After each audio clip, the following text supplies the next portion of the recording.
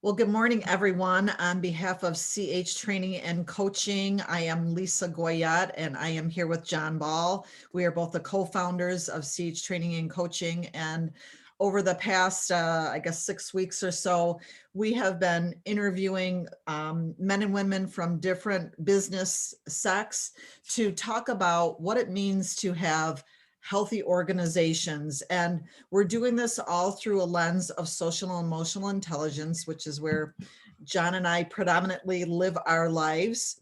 And we're just ecstatic that this morning we have Jeff Tomschin with us. And John is going to read a little bit about who Jeff is and where he's been. We've had, and on that note, it's good to have you with us, Jeff. But on that note, one of the things that Lisa and I have had the privilege of having as a part of both our professional and personal relationships is people who have impeccable values, a very clear vision on why they're doing what they're doing. And Jeff, you're one of those individuals, and we're grateful for the work that you do, particularly around not just being a consultant and not just being a business that has your listing and a shingle out, but really is passionate about the dialogue that we're going to have today about creating healthy work environments and how the work culture has shifted, not just because of COVID, but even before that, because of the shifts in our culture and so many other things. But we'll get into that in just a minute. But just to give a little bit of background on Jeff, he spent 25 years in practitioner roles within the field of HR and organizational development, 9 years as a C-suite level executive leader before founding PeopleMost in 2017. His experience includes overseeing all human resource management and organizational development efforts for US-based and international companies in engineering, manufacturing, and industrial services.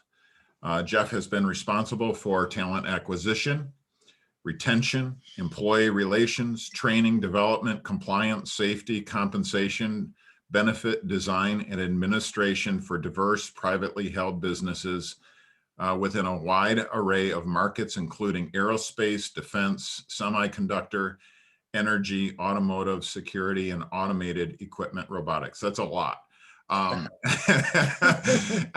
That's another hour and a half just in that self, but it's very impressive. And just to get to the point of where Jeff has been most recently since 2017, and this is what we're so excited about.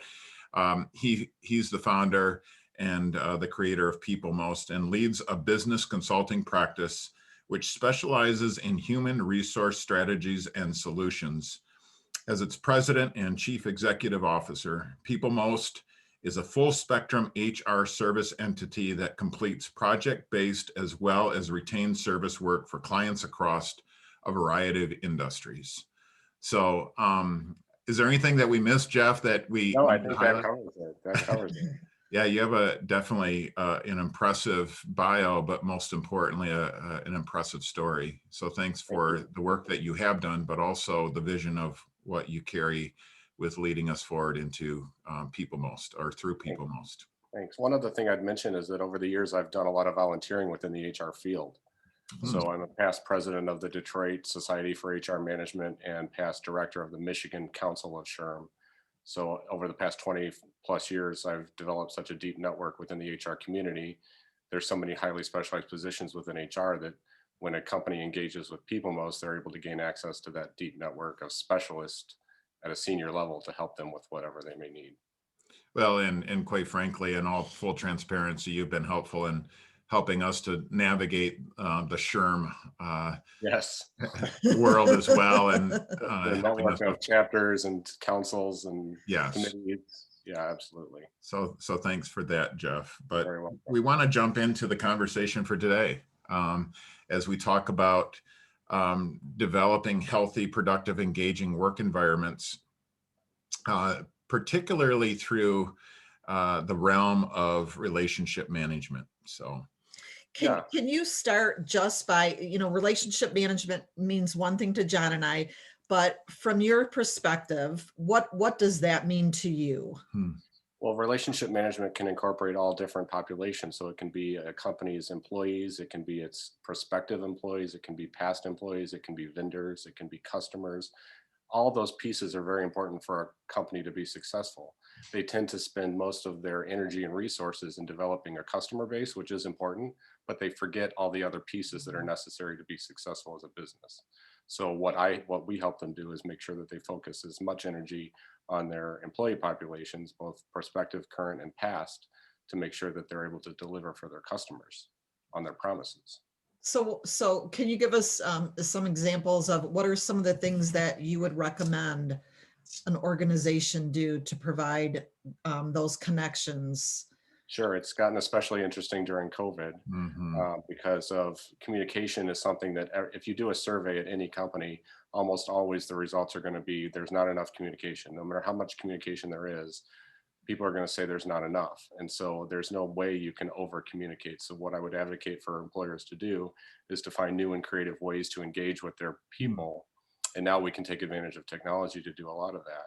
So engaging with their people and communicating as much information as possible, be as transparent as possible on what challenges you're facing as a business. You might get some ideas from people you don't expect, of way to handle things. So it keeps people involved. And when people hear nothing, they assume the worst. So if you have no communication or little communication, the default reaction is going to be something really bad is happening.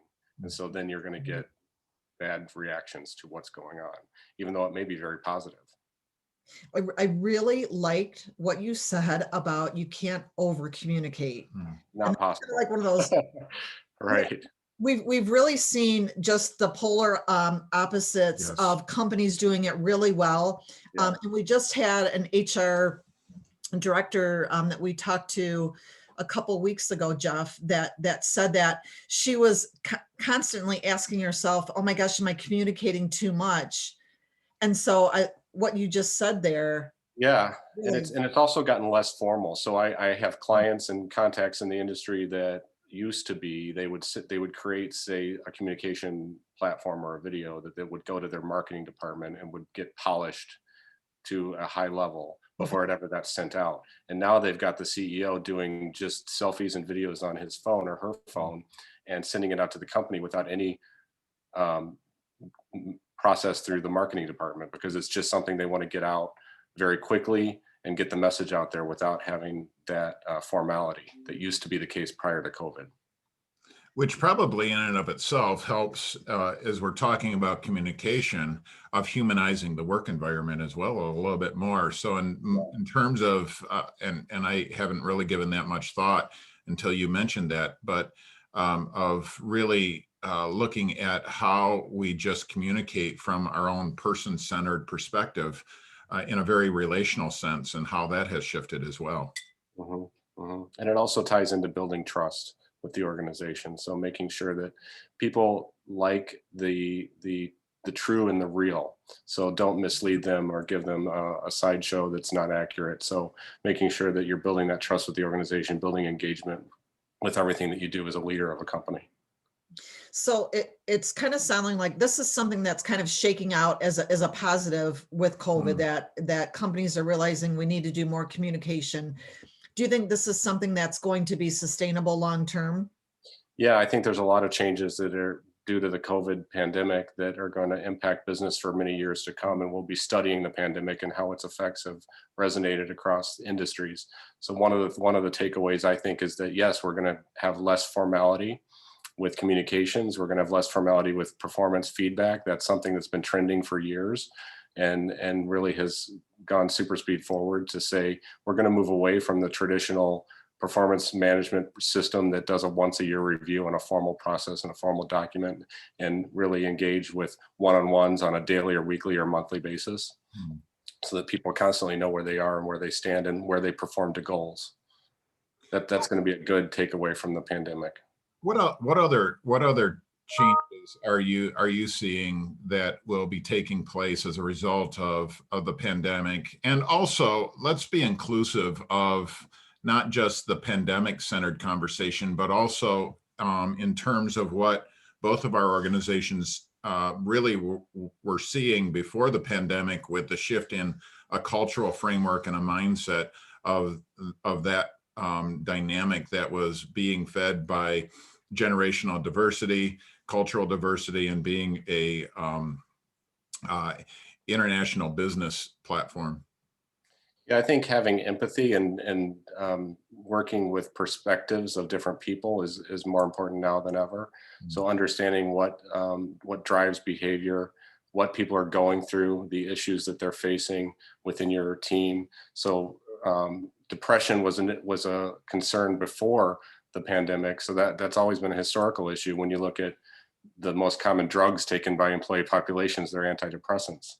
But in the future, looking at what those depression issues are and being empathetic toward the people that work for the company and understanding what they're going through, the kids that they're dealing with, their homeschooling, they have two people at home at the same time trying to work remotely, all those issues, and understanding what's happening and trying to be, like I said, empathetic towards that. Yeah. And Jeff, from our vantage point, one of the struggles that we've had, and I've shared this with you before, with the work that you do, as well as the work that we do in terms of organizational development and health, one of our greatest challenges is we spend a lot of time just doing what you and Lisa and I are doing today, of just educating business leaders on the necessity of, as we've been calling it, psychological, emotional, and social PPE, and not just the physical PPE. But there still seems to be a significant void out there in terms of this conversation, as you're talking about the heightened levels of depression and the impact of COVID, and even before COVID. What are you seeing in the industries across so many different lines in terms of this dialogue? Well, there's more dialogue happening, like we mentioned earlier. So there's a lot less formality to the approach and making sure that they're understanding each distinct population and how it affects them. So I think that that's something that we're going to continue to see more of in the future. Okay. And is there, are you still seeing a lack in that? Yeah, people need to understand that culture is driven within their company by every act that they do and every sentence that they utter from their mouth. So everything that a senior leader does within an organization is going to affect the culture of that company. So not just the decisions that they make or that what they want to see, they'll often define what they desire as a culture, but what they don't realize is their day-to-day activities and interactions with staff is driving culture in that company. So that's very, very important for them to realize. Excellent. Has anything been surprising to you that has come out of all of this, that you've stepped back and say, wow, I never would have imagined that this would have shaken out? Well, how quickly we adapted to a remote workforce was just stunning to me. I mean, that's something that we have been trending toward for several years or even decades, but it went full speed ahead with, like, March and April of last year. 40% of the population that could work from home became work from home people immediately. So before the pandemic, I would have never thought that could have happened so quickly. But at its heart, the pandemic is an HR issue. It's a people issue. It affects the people in our organizations, not the machinery or the product. And so the fact that the HR industry pulled together and made that happen was amazing. So I pat all those folks on the back for that. It really has been impressive. I mean, there's so many businesses that you just thought, wow, you have to be in a physical place together in order for business to be productive and to get done. And there's so Right. many. I mean, there's so many examples of productivity actually increasing. People are happier. And as we mentioned earlier, there are folks there's still advantages to having an office. Maybe not the traditional office that we used to have or as big square footage, but there's a percentage of the population that is going to want to do pretty much full-time back at the office. There's going to be a percentage that wants full-time at home, but 80% of the people in between are going to want a hybrid model to work toward their goals. So I think it works well. It keeps people engaged, keeps people happy, and it works for the company. So that's the best case scenario, is when there's a win all the way around. And how well do you think the as we talk about with many of the professionals that we're in relationship with, is that there's still this concept that in April or May or June or July, after everybody gets the vaccine, that we're just going to go back to life to normal. And for a lot of us that are thought leaders and are working in tandem with many other different professionals from different disciplines, is that's not necessarily the case. So as we project out, in your best guess, Jeff, in terms of this conversation, where do you see things moving, evolving to, and the pendulum maybe just setting in the middle 3 to 4 years out from now? Yeah, we're continuing to evolve, and so there's not really a back to normal. I hate that terminology, actually. I mean, there's no going back. Right. We're going to take what's best out of the situation and move forward with it, and try to remove the worst. Right. So and that's just true of human history. We're trying to evolve to be better people, better performers, better organizations as we move forward. So let's learn from our past. What will that look like, Jeff? Just in some tangible examples of some of the best things that we're taking away from this. We've already touched on a few of those things, but where do you see us in 3 to 4 years? Yeah, being family friendly, being location friendly, being focused on the objective of a job rather than how it's done. So allowing people to decide how they get their job done, where they get their job done, while the business might set the goals of this is what the output needs to be by this date, but how you get it done is up to you. And that really drives engagement. That's been the case pre-pandemic, but even more so now. Yeah. Yeah, we all got put into a test trial before we even knew it was coming, and sink or swim. But and also with the essential workers, the companies had to decide who was essential and who was not, who had to be on site and who isn't. And it's surprising to many people who, prior to the pandemic, if you would have asked somebody who's essential, they might have said, oh, the CEO, right. or some other leader. That's not the case. The essential ones are the frontline workers that are actually working in the face of danger every day with exposure to a virus or whatever it may be at the time. So just determining those essential workers and valuing them appropriately in the future is going to be really a new concept as we move forward out of the pandemic. Excellent. Well, any other closing comments, Jeff, as we bring this conversation to a close, as we look at the dynamics of the work environment and or the areas that you're really emphasizing and helping companies with? Yeah, I would implore companies to realize that they've got to have a full pie to help deliver the product or service, whatever the business they're in, to the customer. So they can't be focused on only one piece of that pie. So they can't be focused on just driving customer development. They've got to develop their employees. They've got to work with their employees' families. It's all interconnected into delivering that product or service at the end of the day. Love it. Well, you and I were together for Dave Coulter's SHRM webinar early on in the pandemic, I believe it was. That was a while ago. It was, and it still sits with me. And I shared that with Lisa afterwards, when after we had watched that webinar together.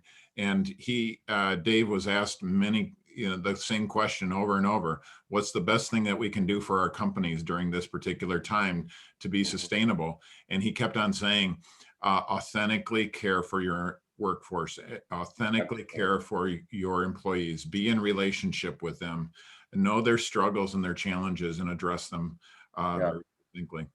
At the very least, take their perspective, if not be empathetic towards their needs. Yeah. So thanks, Jeff, for being with us. We are going to, both in social media as well as on our YouTube channel, provide your contact information. So for those HR leaders, as well as executive level leaders that are needing some sort of direction on support for particularly their HR department and how they manage their employees, Jeff is definitely a go-to. And so we'll have your information listed there, Jeff. Thank you very much. I appreciate that. It's a pleasure being with you today. Yeah, thank you. Take good care. Stay safe. All right. Bye-bye.